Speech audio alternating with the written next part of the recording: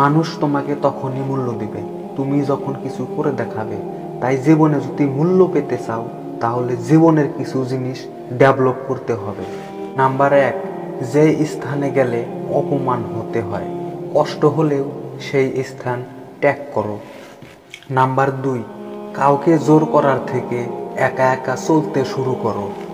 Number 3, বিনা কারণে সময় নষ্ট করার চেয়ে সেই সময় সঠিক জায়গায় ব্যবহার করো। নাম্বার 4, রানী খোঁজার চেয়ে নিজেকে রাজা বানাও, রানী তোমাকে খুঁজবে। নাম্বার 5, বেঈমানকে গালি না দিয়ে ধন্যবাদ দিন, কারণ তুমি তার কারণেই মানুষ চিনতে শিখেছো। নাম্বার 6, কারো প্রতি প্রতিশোধ নিয়ে কী লাভ, কারণ যে পাতাটা খারাপ সেই নিজেই গাছ থেকে ঝরে পড়ে যায়। নাম্বার 7, কারো প্রতি এতটাও বিশ্বাস রেখো না যার কারণে শেষমেশে লুকিয়ে লুকিয়ে কাঁদতে হয়। নাম্বার 8, নিজেকে নিয়ে কখনো অহংকার করবেন না, কারণ আপনি মাটির তৈরি মানুষ, সময়ের ব্যবধানে আবার ওই মাটিতেই মিশে যেতে হবে। নাম্বার 10, নিজেকে নিয়ে কখনো অহংকার করবেন না, কারণ অহংকার ব্যক্তিকে স্বয়ং উপরওয়ালাও পছন্দ করে না।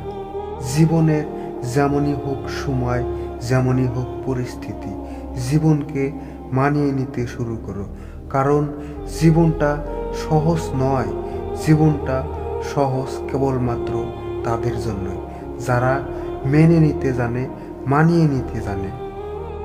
মন খুলে কথা বলার জন্য এত এত মানুষের ভিড়ের মাঝে যাকে তুমি বেছে নেবে, দিন শেষে সেই মানুষটাই হবে তোমার মন খারাপের কারণ। কি খুঁজছেন দুনিয়াতে? সুখ শান্তি? আরে ভাই, দুনিয়া যদি সুখ শান্তির জায়গা হতো তাহলে মহান আল্লাহ কখনোই জান্নাত বানাতেন না। ভেতরে ভেতরে সবাই শেষ হয়ে যাচ্ছে। কেউ ছবি তোলা ছেড়ে দিয়েছে, কেউ সুন্দর জামা পরা ছেড়ে দিয়েছে, কেউ প্রেম করতে ভয় করে, কেউ একাকী থাকা পছন্দ করে, কেউ আত্মীয় স্বজনদের সাথে দেখা করে না, কেউ ভালো আছি বলে প্রতিদিন নাটক করে যাচ্ছে। আমি চাই আমাকে মানুষ এমনভাবে ভুলে যাক যেন আমি কখনোই ছিলামই না। জীবনের মানে সেদিন বুঝবে যেদিন সময় আর পরিস্থিতি একসাথে আঘাত করবে। দোয়া করি সবার ভালোবাসা পূর্ণতা পাক, কারণ আমি জানি বিচ্ছেদের যন্ত্রণা কতটা ভয়ঙ্কর হয়। একটা কথা মনে রেখো, সোনা রাখার জন্য লোকার পাওয়া যায়, টাকা রাখার জন্য ব্যাংক পাওয়া যায়, কিন্তু এই জগতে কথা দিয়ে কথা রাখবে এমন মানুষ একটাও পাওয়া যায় না। এটাই বাস্তব দুনিয়া।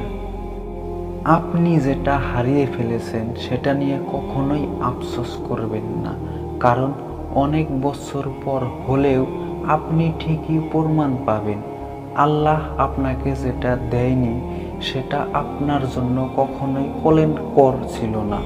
তাই না পাওয়া জিনিসগুলোর জন্য কখনোই মন খারাপ করবেন না। ভাষা খারাপ হলেই চরিত্র বোঝা যায় না। মিষ্টি ভাষার আড়ালে অনেক খারাপ চরিত্র লুকিয়ে থাকে।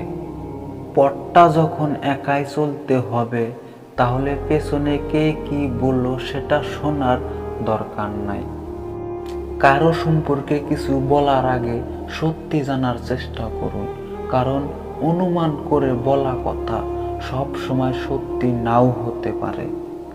বড্ড ফিরে পেতে ইচ্ছা করে সেই রাতগুলো যখন কোনো চিন্তা ভাবনা ছাড়াই ঘুমিয়ে পড়তাম। যার তুমি উপকার করবে সেই তোমার নিন্দা করবে, এটাই বাস্তব। কাউকে মিথ্যা বলে হাসানোর চাইতে সত্যি বলে কাঁদানোটা অনেক ভালো, কারণ মিথ্যার পথ কোনোদিনও ভালো হয় না, বরং তাতে আরো বড় বিপদ বাড়ে। এই পৃথিবীতে তারাই সব থেকে বেশি ধোঁকা খায় যারা নিঃসন্দেহে মানুষকে অন্ধের মতো বিশ্বাস করে যায়। দক্ষতা তৈরি হয় অভিজ্ঞতা থেকে, আর অভিজ্ঞতা আসে ব্যর্থতা থেকে। তাই ব্যর্থতা খারাপ কিছু নয়, এটা সফলতার প্রথম ধাপ। মানুষ বলে যার বাড়ি গাড়ি আছে সেই সফল, কিন্তু কোরআন বলে যে নিজেকে শুধরিয়ে নিয়েছে সেই সফল। জীবনে অনেক ভুল করেছি, কিন্তু মানুষ চিনতে যে ভুল করেছি তার জন্য আফসোস সবচেয়ে বেশি হয়। আমি হাসি মুখে কথা বলি, সবার সাথে মিশে চলি, দুঃখ পেলে গোপন রাখি, সবাই ভাবে আমি সুখী, আসলে সুখী আমি নও, আমার জীবনটা সুখের অভিনয়। মানুষ তার নিজের মনে আঘাত না পাওয়া পর্যন্ত বদলেতে পারে না, যে যত বেশি আঘাত পায় সে তত বেশি বদলে যায়। মানুষের চাইতে রং চা হাজার গুণ ভালো, শেষ হওয়া পর্যন্ত একই রঙের থাকে, বদলায় না। মানুষ বিরক্ত হয়ে গেলে আপনাকে বিনা দোষে দোষী বানিয়ে চলে যাবে, আর আপনি শুধু ভেবেই যাবেন আসলে আমার দোষটা কোথায়। মাঝে মাঝে কষ্ট পাওয়া ভালো, কারণ কষ্ট মানুষকে বাস্তবতা শেখায়, ম্যাচিউর বানায়, যে কোনো পরিস্থিতিতে মনের জোর বাড়ায়, একা বাঁচতে শেখায় এবং আপন মানুষগুলোকে চেনায়। প্রিয় মানুষগুলো শুধু রাগটাই দেখে, রাগের মধ্যে লুকিয়ে থাকা ভালোবাসাটা দেখে না।